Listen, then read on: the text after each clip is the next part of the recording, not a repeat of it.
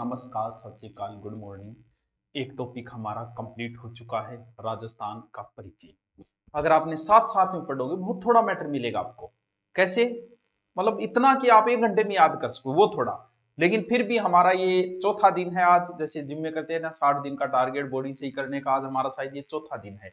चौथे दिन तक हम भौतिक प्रदेश में पहुंच चुके हैं। आज आधा भौतिक प्रदेश हम कंप्लीट कर देंगे। और जो भी कोई एक जीके के बैच की भी मांग थी, तो कल या परसों बताएंगे आपको। जीके का अलग से बैच धुरीना पे लॉन्च कर रहे हैं, तो वो आपको बता देंगे। 2 दिन का वेट करो, इसके बाद में क्या। चलो देखो, आज जो टॉपिक है बच्चों, भौतिक प्रदेश बड़ा ही इंपॉर्टेंट टॉपिक है और एग्जाम में इससे संबंधित क्वेश्चन आते ही आते हैं। अच्छा सर, क्या बात है सर, के वह भौतिक प्रदेश। देखो, के वह ने छोड़ो, अपने को तो कंपटीशन के हिसाब से तैयार करना है। माथापच्ची हम करे ही क्यों। पहले मैं कुछ और चीजें देखता हूं, फिर भौतिक प्रदेश पे आता हूं। पहले आपको एक सिद्धांत देता हूं, जो ज्योग्राफी का, जो भी कोई फर्स्ट एड से तैयारी कराए जिसकी ज्योग्राफी, वो इस व्यक्ति का नाम जरूर सुना है उसने, जिसका नाम है वेगनर का महाद्वीपीय विस्थापन सिद्धांत, जो 1912 में उसने दिया था। 15 में फिर प्रकाशित हुआ। वेगनर का महाद्वीपीय विस्थापन सिद्धांत के सिद्धांत है सर? अभी बता दें क्या सिद्धांत है। वेगनर आके अपूरी पृथ्वी है, ठीक है। पृथ्वी के बीच में ओ भाग हो, पृथ्वी को एक भाग, ठीक है। और पूरो भाग का स्थल भाग हो, पूरो स्थल हो, और विस्थल भाग को बड़ नाम दियो पेंजिया, ठीक है। और ओ बोलियो पेंजिया के चारों ओर एक सागर होया कर, तो एक पानी को एक क्षेत्र होया कर, तो एक सागर होया कर, तो और भी सागर को बड़ नाम दियो पेंथालासा। कह पेंजिया के चारों ओर एक सागर था जिसका नाम था पेंथालासा सागर। अब उसके बारिश वारिश हुई होगी, वो पानी उठे हो गयो और बीच में जाके पानी भेड़ो हो गयो और एक अलग से सागर बन गया होगा। उसने उसका नाम दिया था टेथिस सागर। बात ने समझा गए थे, रग पकड़ी गए थे। क्या पेंजिया था, पेंजिया पृथ्वी का भाग था, चारों ओर एक सागर था। कार्बोनिफेरस युग में इसमें विभाजन शुरू हुआ। विभाजन का मानना ये मान लो कि ये पानी इसके अंदर घुसना शुरू हुआ ऐसे, and up and up and up and up and up. ये भाग इधर हो गया, ये भाग इधर हो गया। जैसे आप महाद्वीप के अंदर, जैसे आप विश्व का मैप देखोगे ना, तो ऐसे आपको जो मैप दिखाई देगा ना, ऐसे ऐसे यहां निकला हुआ, इधर अफ्रीका महाद्वीप, बीच में ये पानी देखो ऐसे करके, ये इधर यूरोप, ये पानी, ये ऐसा आकृति वाला। जब इनको पानी हटा के इनको मिलाया जाए ना, तो वापस मिल जाएगा ये। इसका मतलब वेगनर भाई साहब ने बात, बड़ी गहन बात की, बड़ी सोचनीय बात की। और फिर थोड़ा सा विभाजन ऐसे हुआ, जैसे इधर ऊपर उत्तरी अमेरिका हो गया, यूरोप हो गया, और आधा एशिया हो गया, नीचे दक्षिणी अमेरिका हो गया, अफ्रीका हो गया, ऑस्ट्रेलिया हो गया। ऊपरी भाग को उसने नाम दिया अंगारा लैंड, अंगारा सिंह, अंगारा लैंड। और दक्षिणी का नाम दिया उसने गोंडवाना लैंड। अब आप आराम से बता सकते हो कि जो नीचे है वो गोंडवाना, ए ऊपर है, ए पहले आता है, ऊपर वाला भाग अंगारा लैंड नीचे। जैसे आपसे पूछे उत्तरी अमेरिका, तो आप कह दोगे अंगारा लैंड का भाग है, और दक्षिणी अमेरिका आप कहोगे गोंडवाना लैंड का, और अफ्रीका आप कहोगे गोंडवाना लैंड। क्यों? अफ्रीका नीचे है। अब हमें मतलब इनसे कहां है भाई? हमें तो राजस्थान से मतलब है। राजस्थान में दो ही चीजों के, भारत में अंगारा गोंडवाना के दोनों है। राजस्थान में एक तो इसके अवशेष पाए जाते हैं, किसके? टेथिस सागर के। समझता जाइयो बात ने, बड़ी गुड बात है। बड़ी ही सत्संग में आया हो तो गुड बातें सीख के जाओ। कौन सा? टेथिस सागर का। और एक अपने है गोंडवाना लैंड का। यानी राजस्थान में टेथिस सागर का अवशेष है और गोंडवाना लैंड का अवशेष है। अब हम करते हैं कि टेथिस का कौन सा है, गोंडवाना कौन सा है, कई बार सीधा सीधा पूछ ले, बहुत शोर है। पहले तो मैं था भौतिक प्रदेश बताऊं शॉर्ट में। अभी हम भौतिक प्रदेश में शुरू नहीं है, लेकिन शॉर्ट में अभी बता देता हूं। के है टाबरो, यो राजस्थान है आपनो, ये करके दिखाओ, ये करके। भौतिक प्रदेश को मतलब यहां समझो कि जट है एक जैसी चीज ही बिन एक अलग प्रदेश बनाती हो। जी हाँ, मान लो कि आ कह दे सिख इसी का बिन पंजाब बनाती हो, वो पंजाब प्रदेश हो गया। भी भौतिक यानी भूमि से बना भाग है, यानी भूमि का ऐसा भाग जहां एक जैसी चीजें थी। सर समझा को नहीं? जी हाँ, वो राजस्थान में अटक पूरा ही मरुस्थल हो, जद बोलिया का वो एक भौतिक प्रदेश हो गया मरुस्थल। वाह सर, क्या बात है, वाह सर, मजा आ गई। वो एक भौतिक प्रदेश है। अठकर टाबरो पहाड़ियां ही अरावली की, जद बोलिया ओ दूसरो भौतिक प्रदेश अरावली। वाह सर, 78 नदियां ही, और जहां नदियां होगी उस क्षेत्र में होगा मैदान। ये तीसरा भौतिक प्रदेश उत्तर का मैदान। यहां पर पठार था, यानी पहाड़ियां ऊंची, ऊंची से नीचे पठार, पठार था, इसीलिए इसका नाम दे दिया। ये दक्षिणी दिशा है और ये पूर्वी दिशा है, दक्षिणी पूर्व का पठार। ये लो जी चौथा भौतिक प्रदेश। हर्रा गुरुजी बहुत सोरो बताए थे, तो बहुत तगड़ो काम करो। बस मैं तो ईशा ही काम करा थे, तो बस सत्संग में आ जाए करो टाइम टू टाइम भक्तों। तो भक्तों भौतिक प्रदेश इधर से शुरू करेंगे, को पहले मरुस्थल आई, फिर पहाड़ी आ गई, थे पहाड़ी पार करोगा, फिर थे मैदान पार करोगा, फिर दक्षिण पश्चिम पठार पार करोगा, एमपी में जा पड़ोगा।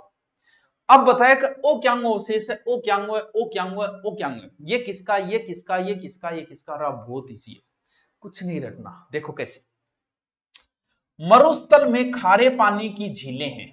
सर बिल्कुल है, खारे पानी का झीलें हैं, इसका मतलब ये कभी यहां कोई सागर हुआ करता था।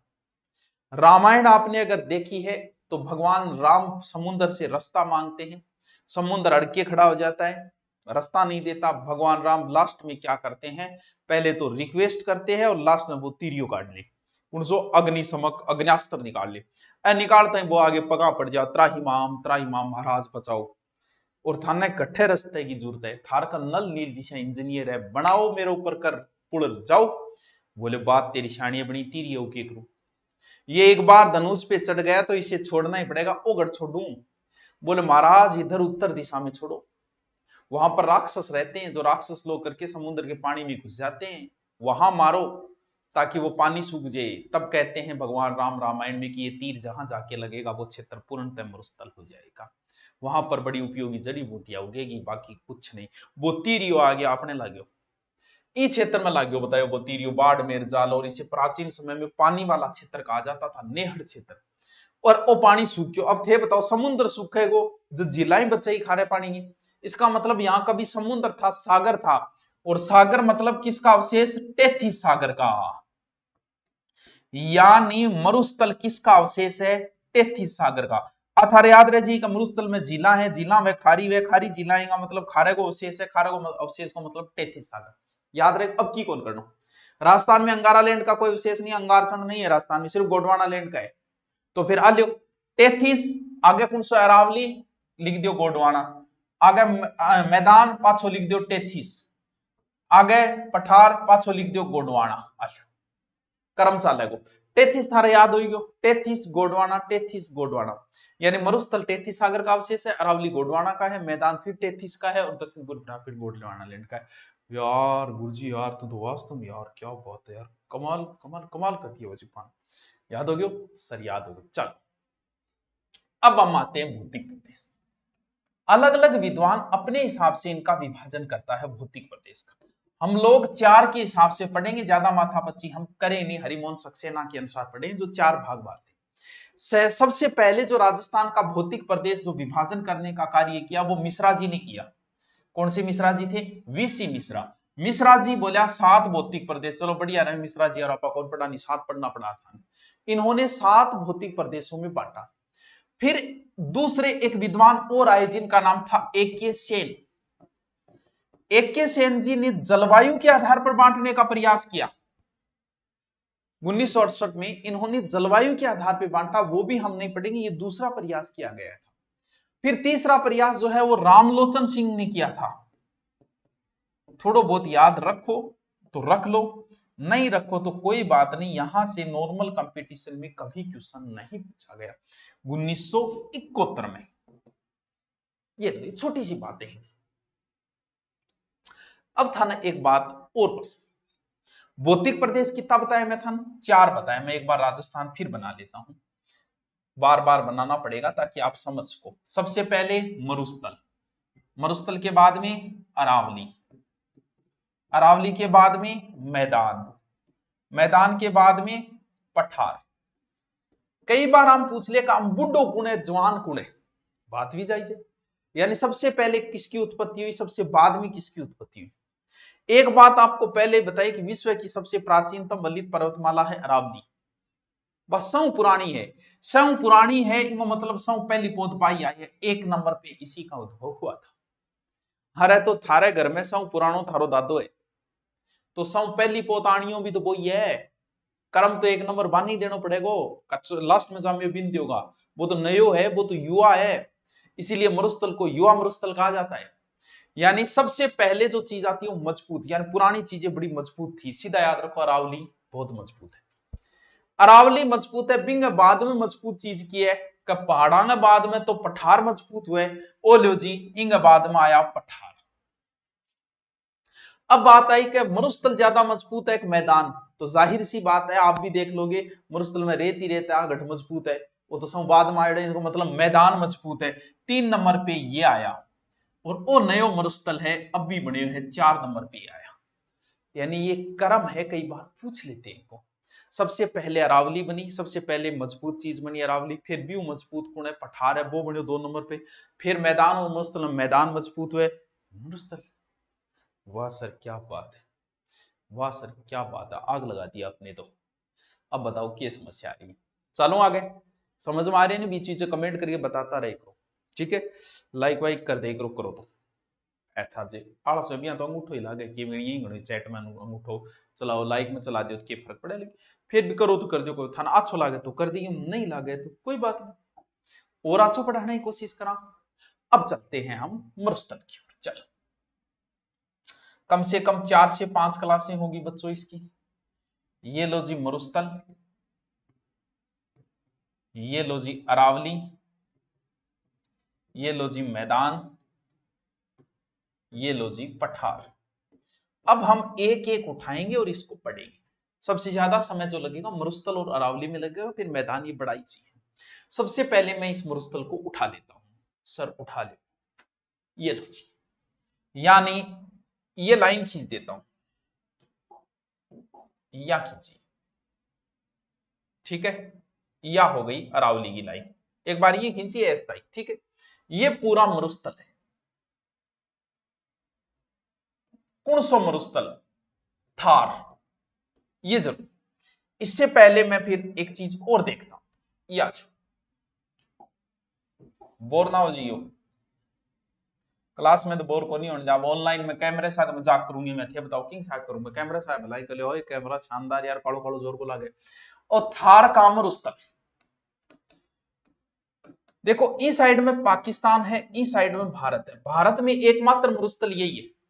वैसे तो ग्रेट अफ्रीका मरुस्थल का ये भाग है, वो मरुस्थल 2 देशों के अंदर फैले रहे, यानी थार का मरुस्थल जो है इसे युवा मरुस्थल कहा जाता है। ये भारत विश्व के 2 देशों में मुख्यतः फैला हुआ है, इसे महान भारतीय मरुस्थल कहते हैं, ग्रेट इंडियन डेजर्ट। यानी ये भारत और पाकिस्तान 2 देशों के अंदर फैला हुआ है। पाकिस्तान में इसका नाम निकाल रखा है इन्होंने चोलिस्तान, क्या शानदार नाम निकाले बेटी का बाप को, इनको कोई शर्म वाली बात को नहीं, क्योंकि आपा भी ये गाना काट दिया, इसके पीछे क्या है उसके पीछे क्या है, तो ए नाम ही तो काट दिया बेचारा। यानी पाकिस्तान में के चोलिस्तान, क्या ने, थारगे मरुस्थल ने, यानी फिर पाकिस्तान में ऐसे पढ़ाई जाएगा, चोलिस्तान जो है वो इतने वर्ग किलोमीटर में फैला हुआ है, इसमें ये चीजें बनी हुई है, वो पाकिस्तान वाले पढ़ाएंगे, हमारी टेंशन नहीं है, हम छोड़ छोड़ आ जाओ आपने भारत पर आओ। 2 देशों में फैला हुआ है, भारत में लगभग 85% है, 15% है, और 15% में ईशा बेहुदा नाम दे रखे हैं। लगभग 2,38,000 वर्ग किलोमीटर में है टोटल। लेकिन राजस्थान भारत में कहा, भारत में इस क्षेत्र में है, यानी ऊपर मैं देखूं पंजाब, थोड़ा सा कोई हरियाणा आता है नॉर्मल सा, फिर राजस्थान और गुजरात, यहां पर फैला हुआ है। और ज्यादातर इसमें कहां फैला हुआ है, हमारे यहां फैला हुआ है, राजस्थान के अंदर ही फैला हुआ है। भारत के कुल मरुस्थल का राजस्थान जो है वो 62% लेगी बेटे, यानी भारत में जितो है, भारत में हम 100 मान लेते हैं, वो 85 जाने दो, भारत का अगर 100 है तो भी पूरा अपा ही लिया बैठा 60%। अवसादी चट्टाना हुआ, अवसादी चट्टाना तेल वगैरह कोयलो पाई तो अवसादी चट्टाना हुआ।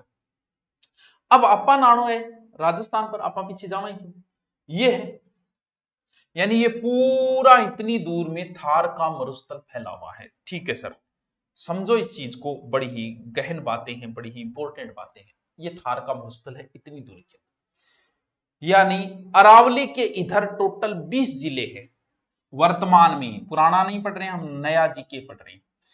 अरावली के इधर ही वैसे आ जाता है सिरोही, ऐसे लेकिन सिरोही आपको पता है मरुस्थल में नहीं आता। सिरोही में से ऊंची पहाड़ियां से, अरावली की सिरोही में ही तो है, पहली ऊंचो पठार से सिरोही में, तो सिरोही तो पूरी पहाड़ियां ही पहाड़ियां, इसका मतलब मरुस्थल नहीं है। अरावली के इधर 20 जिले हैं, लेकिन सिरोही को छोड़ दो क्योंकि सिरोही अरावली में आता है, और टोटल 19 जिलों में थार का मरुस्थल फैला हुआ है। कितने जिलों में? 19 जिलों में। राजस्थान का कुल क्षेत्रफल है 3,42,000, जिसमें से 61.11% थार का मरुस्थल है। यानी इस कुल का 61.11% थार का मरुस्थल है। यह बड़ी इंपॉर्टेंट बात है, इसे एग्जाम में पूछा जा चुका है। अब एक चीज और थान बता रही हूं, अरावली के इनने इधर 58% भाग है, यानी 3,42,000 का 58% अरावली की इधर है। लेकिन राजस्थान में कुल मरुस्थल 61.11 है। सर यह बात हमारे इधर ही समझो को नहीं, अर्थे और समझाओ। मैं और क्यों को नहीं समझाऊंगा, थे बताओ और समझाओ। देखो थार को मरुस्थल, इस चीज को समझो, क्योंकि एग्जाम में जब पूछेगा तब गड़बड़ हो जाएगी। राजस्थान में ये जो है, अरावली के इधर कितना राजस्थान है? अरावली के इधर सर 58% राजस्थान है, और पूरा मरुस्थल अरावली के इधर है। लेकिन मैं कहता हूं कि राजस्थान में कुल मरुस्थल 61.11% है। सर अब बात हमारे कौन समझ में आई? तो मैं समझाऊंगा। आपने कभी नाम सुना है कि फौज जो है वो मार्च कर रही है? मार्च का अर्थ क्या होता है? मार्च का अर्थ होता है फौज मार्च कर रही है, पुलिस ने मार्च पोस्ट की, पूरे शहर के अंदर फौज ने मार्च पोस्ट की। ये नाम कभी सुना होगा आपने। मार्च का अर्थ होता है आगे बढ़ना, क्योंकि मार्च में चेत को महीनों लागे, चेत मिनक चेत जमानो चेतन रो आयो, यानी नई साल लगती है। नई साल का मतलब आप आगे बढ़ो, मार्च का मतलब ही आगे बढ़ना है। तो फिर रेगिस्तान का मार्च, यानी रेगिस्तान को आगे बढ़ना, रेगिस्तान को मार्च। जी हां, मान लियो कि वो एक टिब्बो है, ठीक है, इनने बना रखे थे रोड, और जी आंधी चलेगी और टिब्बो आ जाएगा रोड के ऊपर। यानी यहां पहले तिब्बत नहीं था, लेकिन आंधी चलने से ये टिल्ला यहां आ गया। तो बताओ टिल्ले को विस्तार हो को नहीं? बोल बिल्कुल हो। यानी रेगिस्तान को आगे बढ़नो, रेगिस्तान को मार्च कहला। जी हाँ, एक दारू पीना रो, 5 जना ने दारू पिला रहे, तो वो आपको विस्तार करें, बोले दारू का मार्च। 5 लोगों ने वो दारू पिला रहे, ठीक है। अब दारू पिला रहे हैं, वो जो आदमी है बिंगो नाम है नाचना, वो काम कर रहे हैं, 5 जना ने दारू पिला रहे, ठीक है। यानी ये मार्च कर रहा है अपनी दारू पिलाने। 5 जना में 2-3 जना तो नॉर्मली सीखा, एक जनो पूरा बेवड़ो हो गयो, जगह को नाम सब। सर समझा नहीं?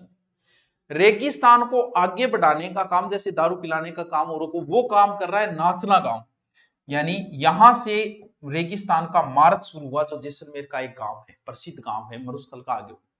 और एक गांव है सम, जो पूर्णतः वनस्पति रहित हो गया, इसका हम आगे जिक्र करेंगे। कुछ नहीं बचा है यहाँ, टिब्बा ही टिब्बा है, थे कभी घूमन जाओ तो चले आ जाइए। अब बात समझा?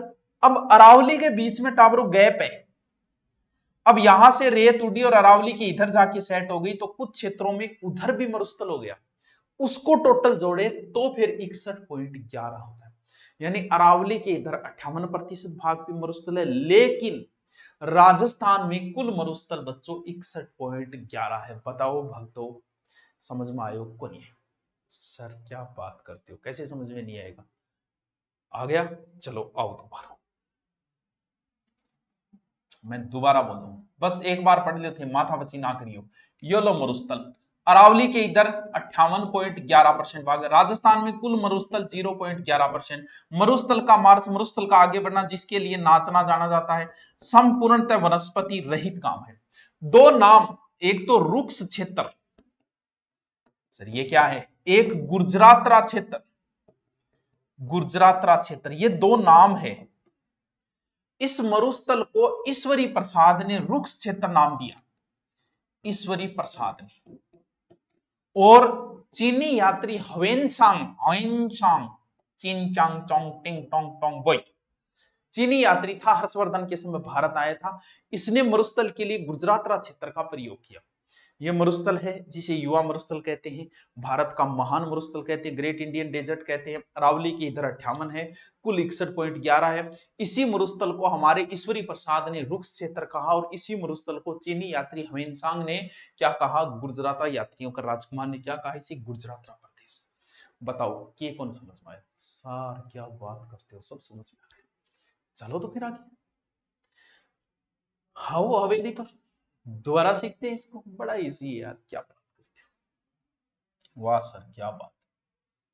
अब आओ टावरो, कोई चीज अगर बड़ी है तो बिन टुकड़ा में बांटो।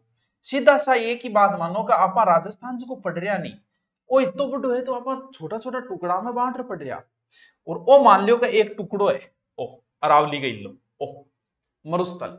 अब इतने बड़े मरुस्थल ने क्या पढ़ा, तो इनका दो टुकड़ा बांट दियो, यो बांटो ये कुल मरुस्थल है, ठीक है। अरावली के इधर वो बहुत बड़ो है भाई, मैं हिंगा और टुकड़ा कर लिया, मैं और टुकड़ा करूंगा तो बीच में आ जाएगा एक लाइन खींच दियो आंख नीचे, कोई फर्क कौन पड़ेगा, टक्कर जा रही है छोड़ो जाने थे तो खींच दियो, थारा हाथ में पेन है और साथ में रजिस्टर आप थारकन है। वो रजिस्टर में जब भी बनाओ तो कोई जरूरी को नहीं अपने मैं बना अपने कौन सा सुमठनी मेलना टाबरा अपन पढ़ना है, को जा लिख खींच रहे तो लिख, ठीक है, कोई नोट्स मांगे कौन लीजिए, अपन पढ़ना है थे तो यहाँ बना ले करो बस, जरूरी थोड़ी है थे बिया बनाओ आले ओ खींचियो इमो एक लाइन और खींच दियो। अब किए अपा पूरे मरुस्थल ने दो भागा में बांट लिया ताकि अपने पढ़ने में आसानी हो जाए, वो पहलो भाग है वो दूसरो भाग।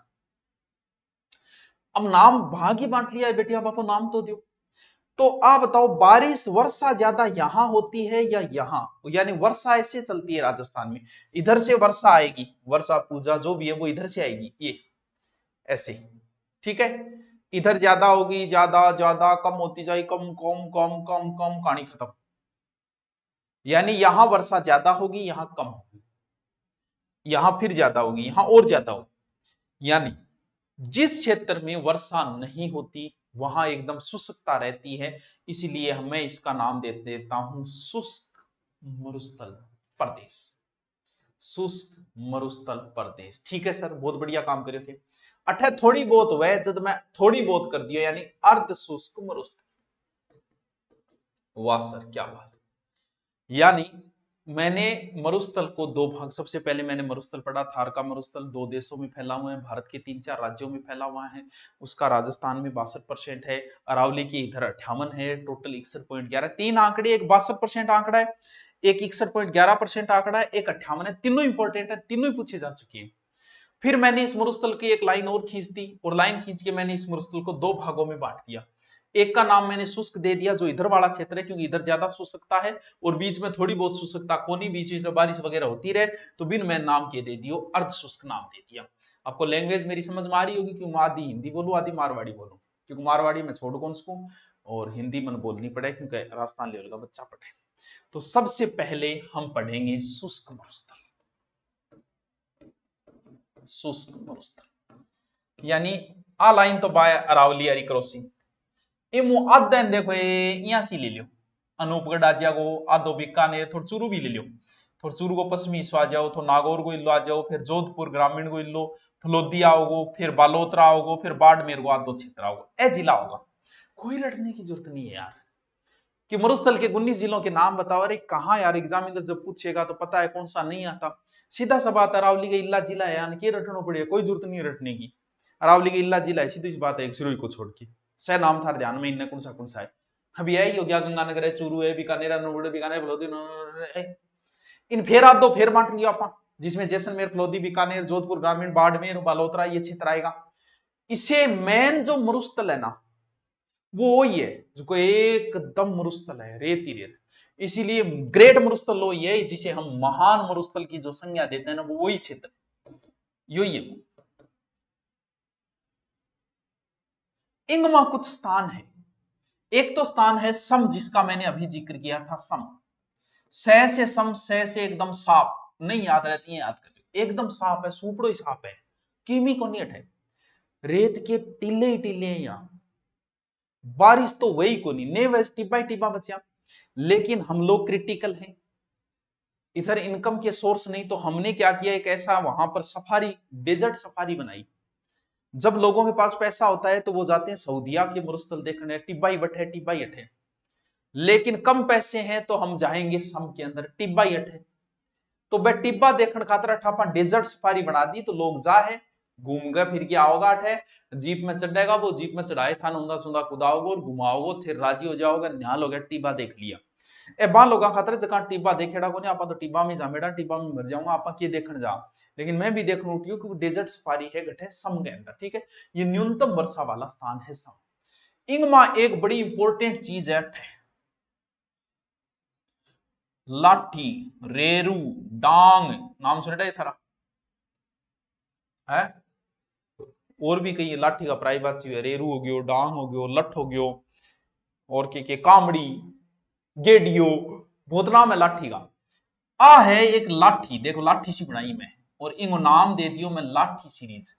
अब थाना अगलो पूछा है वो डांग सीरीज का है, तो ध्यान रखियो राजस्थान में डांग नाके लाठी नाके दोनों चीज, लाठी डांग आप राजस्थान आना ही रख रखिए। और डांग है टाबरो इन्ने, डांग तो इन्ने, लाठी आपने कने जैसलमेर रखा हो के टाबरो, इनने पानी की बहुत बड़ी समस्या है जैसलमेर साइड। और काजरी का वैज्ञानिक आया CAZRI, very very important, 1959, very very 1952 में से 59 में स्थापना है, बहुत इंपॉर्टेंट है काजरी, इतनी बार पूछी गई। मैं आपको आधी रात को भी फोन करूं और कहूं कि बच्चे, मेरे बच्चे काजरी के बारे में बता, आप कहोगे सर सबसे पहले इसकी फुल फॉर्म है central arid zone research institute. लोगों ने इसे रट लिया, बोल काजरी काजरी काजरी, काजरी रापरी दोनों ही राजस्थान में, जोधपुर में, सॉरी ये काजरी सस्ता जोधपुर में, इसका ध्यान रखना। Central arid zone research institute. Paper बनाने वाले को पता चल गया कि लोगों ने तो काजरी की फुल फॉर्म रट ली, बोले एक काम करो तो इसका हिंदी में नाम दे दो। तो उसने पूछ लिया केंद्रीय शुष्क अनुसंधान केंद्र कहां है, केंद्रीय शुष्क क्षेत्र अनुसंधान केंद्र। बोले रहा भाई आगट है, तो भाई काजरी को हिंदी नाम हुआ केंद्रीय शुष्क अनुसंधान केंद्र। जब काजरी पूरा रट लियो तो आगलो आप ही पूछ लियो, बोल रहा है अब बता दो एरिड फोर्स रिसर्च इंस्टीट्यूट, ये दोनों ही मेरे बच्चे जोधपुर के अंदर, रट्टा लगा लेना इसको, बड़ी इंपॉर्टेंट है काजरी। काजरी का बोरिया बहुत फेमस है, बहुत बड़ा बड़ा बोरिया, कमरे जितना बड़ा बोरिया है, भी खातर आदमी के पहले यहाँ बेच किलो गाड़ी माँ बढ़ गई, फिर खा गए, फिर बारह जियो गाड़ी में भर के लेना पड़े, थोड़ा सा ज्यादा होगी फेंकना है मामला में, मेरी भी स्पीड बहुत अच्छी है, मैं भी कई घंटे टक्कर देने लग जाऊंगा। तो काजरी को याद कर लेना, सेंट्रल एरिड रिसर्च इंस्टीट्यूट। एक लंबी सी एक पट्टी खोजी और बट पानी निकलो मिठो, बोले और भाई निहाल हो गया, ई मरुस्थल में मिठो पानी। बोले यार एक मिठो पानी कटो है, बोले उठकर कोई नदी बहती, बोले तो भाई नदी कौन सी बहस का है, बोले सरस्वती बहस का है। बोले ये किसका अवशेष है, सरस्वती का। इंगे नजदीक एक गांव है, वो बनायो नलकूप, ओ मांडियो गड़ो। अठे गांव है जगह को नाम है चांदन गांव। इन चांदन गांव में एक नलकूप खोजो और भयंकर पानी निकले, घंटा में 1.5 लाख लीटर मीठो पानी। भाई जी निहाल हो गया। बोले भाई जी वो तो थार को घड़ो है, जो थार की वैष्णो देवी था ही आपने नोटवा था, और वो है थार का घड़ा। कहा चांदन नलकूप कहां है, यही लाठी सीरीज के नजदीक एक गांव है। पानी ऊपर भूमि है, नीचे पानी है, यानी भूमि के नीचे पानी है, यानी भूगर्भिक जल पट्टी। कहां, लाठी सीरीज, भूगर्भिक जल पट्टी, सरस्वती का अवशेष है। अब इतो मीठो पानी इंग उग्यो घास, ओहो ओहो ओहो ओहो, घासा का नाम है दामन, करड़ी, तरडगम, सेवण। कई बार एग्जाम में पूछ ले दामन, करड़ी, तरडगम, सेवण क्या है, कुश्ती के प्रकार, लड़ाई के प्रकार, गाड़ियों के प्रकार या घास के प्रकार।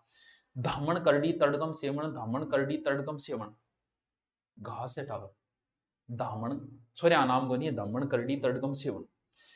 अपनो राज्य पक्षी है गोडावण, गोडावण आगे अंडो देखो सेवण घास, सेवण घास बहुत मिठो घास होता थे, भी कभी जाओ भटका भर लीजिए तो सेवण घास बहुत मिठो है। और राज्य पक्षी गोडावण भी मंडो दे, यानी गोडावण के टावरा को प्रजनन हुए सेवण घास में, इसलिए सेवण घास को गोडावण की प्रजनन स्थली कहा जाता है। कटे सेवण घास ने बोले लिलोन, और लिलन आपने तेजा जी घोड़ी को नाम याद रहे जी आपको। अब एक चीज और समझो, ओ मरुस्थल में अलग काट लियो, पूरा मरुस्थल काट लियो, ठीक है। ओ मरुस्थल ने फिर 2 भागाम काट लियो, इंगो नाम शुष्क है इनको नाम अर्ध शुष्क है। अर्ध शुष्क को मैंने छोड़ दिया। शुष्क मरुस्थल में सब जगह बच्चों रेत को नहीं है, कई जगह टिब्बा रहित है। जी हाँ, थे जाओगा जोधपुर में, और मेहरानगढ़ दुर्ग जो है वो एक पहाड़ी पर बने हुए, इसका मतलब पहाड़ियां भी है। जैसलमेर दुर्ग भी पहाड़ी पर बने हुए, फेक होगा इतना बड़ा मरुस्थल में, देखो पहाड़ियां भी, इसका मतलब इस मरुस्थल में कुछ ऐसे स्थान है जो बालू का मुक्त प्रदेश कहा गया उसे, जहां रेत नहीं है। यानी पूरा मरुस्थल है, फिर भी कई जगह पहाड़ियां हैं, जिसमें जैसलमेर, फलोदी, बालोतरा, बाड़मेर का कुछ क्षेत्र आता है, छप्पन की पहाड़ियां वगैरह आती है ना वो। इसका सर्वाधिक विस्तार जैसलमेर में, यहाँ कुछ चट्टानें पाई जाती हैं जो टर्सरी और प्लीस्टोसीन काल में बनी थी। क्या याद नाम रख, टर्सियरी प्लीस्टोसीन। नोट्स डाल दिए जाएंगे टेलीग्राम पे, कल मैंने डाला था, उसका अभ्यास करो और उसका प्रिंट निकाल के अभ्यास करो बार बार, भाई साहब निहाल हो जाओगा। ज्योग्राफी, क्योंकि सब सर्वाधिक प्रश्न ज्योग्राफी के आते हैं कंपटीशन में। एक बार मुझसे पढ़ लो, जिंदगी में कभी मत पढ़ना चाहिए किसी से, कहीं जरूरत नहीं है। अब 10 में से 8 क्वेश्चन करके आओगे, बाकी आपके अभ्यास पे। आज चट्टानाम किए हुए जीवाश्म पाई जाएगा, जीवाश्म समझोगे? जी हाँ, मान लो आप दब जाओ और दबने के बाद में अपना हड्ड पांसला निकलेगा, क्योंकि 6 फुट का, क्योंकि 4 फुट का, क्योंकि 3 फुट का, वही जीवाश्म है, सॉरी जीवावशेष है, जीवांगोवशेष।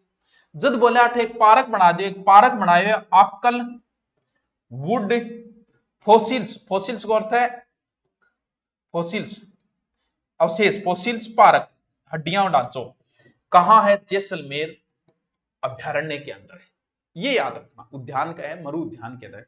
आकल वुड फोसिल्स पार्क कहां है? जैसलमेर। काजरी कहां है? जोधपुर। आफरी कहां है? जोधपुर। लाठी सीरीज कहां है? जैसलमेर में। नाचना कहां है? जैसलमेर में। सम कहां है? जैसलमेर। सगड़ांगो बाप आ गयो और नाम कटा दियो बाप फोल्डर, क्यों किए गुरु जी? बाप कहां है? फलोदी में, पहले कहां था? जोधपुर में, वर्तमान में बापूगढ़ है, फलोदी के अंदर। अट्ठे बतावे के बर्फ का अवशेष मिला, यानी हिमानीकृत गोलाश्म का बर्फ के घसने का अवशेष मिले डायटेंगो, मतलब ये एक अलग फोल्डर बना दिया, बोला बर्फ भी रेडी है रे, बाप फोल्डर। बस अब हम पढ़ेंगे अर्ध शुष्क मरुस्थल। तो मेरे बच्चों, भौतिक प्रदेश भी शुरू हो गए। ये पीडीएफ भी आपके गुरु नोट्स पे भी डाल दी जाएगी, आप कहोगे टेलीग्राम पे डाल दी जाएगी, साथ साथ में लिख लो। टेलीग्राम पे 8 बजे पब्लिश होती है, डाल दी जाए, नहीं डाल दी जाए तो नीचे कमेंट कर देना ताकि याद आ जाए, बाकी डाल दी जाएगी। Okay, thank you.